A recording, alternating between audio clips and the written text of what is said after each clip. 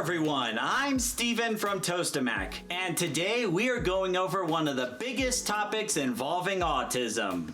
Something that is common among autistic individuals and something you may see them do every day. Of course, what I'm talking about is autism and stimming. Beg your pardon? Autism and what? Autism and stimming, just like I said. That's what I thought you said. Hold on. All right, let me see. Where is it? Come on, it's gotta be around here somewhere. I mean, seriously, it can't be that hard to find. Okay. So according to our catalog, you already did this. So, what are you talking about? What do you mean you are now covering autism and stimming? It is true that I did cover this topic in the past, but if I'm being honest with you, this was back during a time when I didn't really do too much research on the topics. I just drew from personal experience. As a result, the videos become a little outdated. So, today we are going over this topic again with more up-to-date information in terms of what is stimming, why do individuals stim, and if you need to interfere with certain situations of stimming. Translation. You ran out of ideas and can't think of anything. Thank you, editor! A quick note before we start. While this is more apparent among autistic individuals, stimming by itself does not always point to autism. It could be autism, it could be ADHD, it could be a different developmental disability, or none of the above. Neurotypicals do some forms of stimming too. So if you think you or someone you know has autism, don't go by this sign alone. I've actually done a video a while back in terms of what to do if you think you have autism. Just click the info card right here and it'll take you right to the video. Don't worry, I'll still be here. Now then, let's get to it. What is stimming? The simple answer is that the word stimming refers to self-stimulation in terms of repetitive movements, actions, and even sounds. Based on this definition, this is something anyone can do, really. The various examples of stimming can include tapping your fingers on a surface, twirling your pencil or your hair, flapping your arms, rocking back and forth, pacing, or making noises like this. You forget you saw that. Okay, we get it now.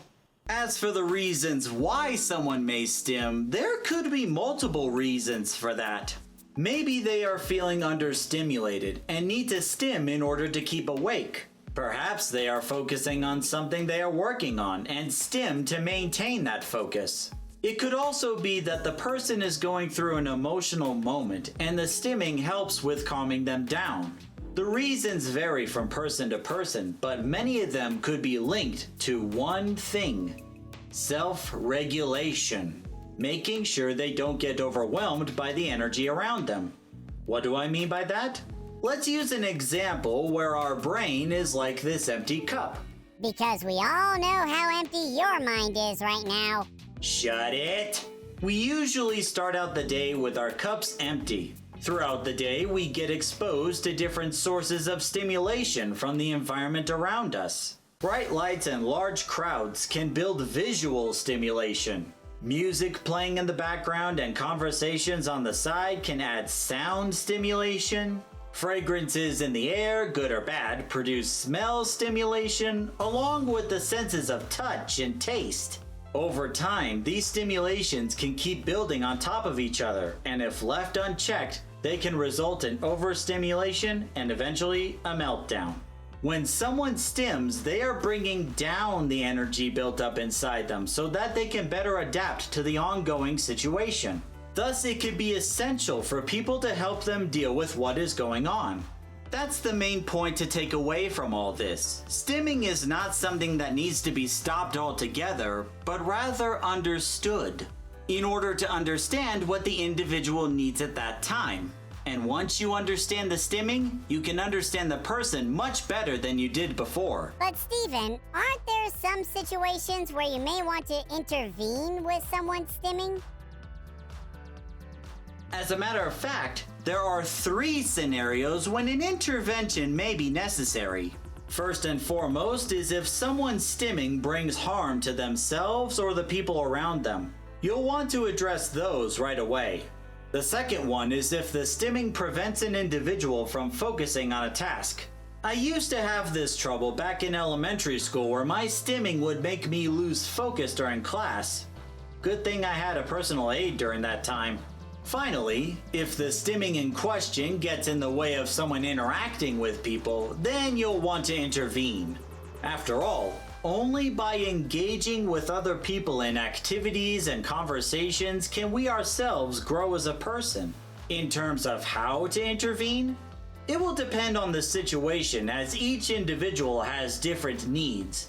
The 2 basic steps to follow starts with figuring out why the individual is stimming in this particular fashion.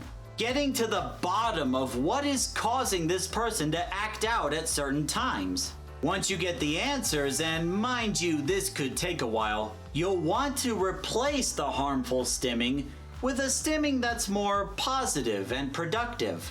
Give the individual a better way of exerting their energy or expressing themselves in a way that is not counterproductive. Remember to take your time with this though. It is better to have this done right than rushed. And there you have it, a more updated video on autism and stimming. I hope you enjoyed this video, but what do you think? Do you agree or disagree? What has your experience been with stimming? Let us know in the comments section below. And on that note, it's time to end the video. Thank you very much for watching, everybody. If you enjoy what you see, consider liking and subscribing to Tostemac to stay up to date in our latest videos. Also, if there are some other older topics that I've done that you would like me to revisit, let me know and I'll see what I can do. Until the next video, see you later.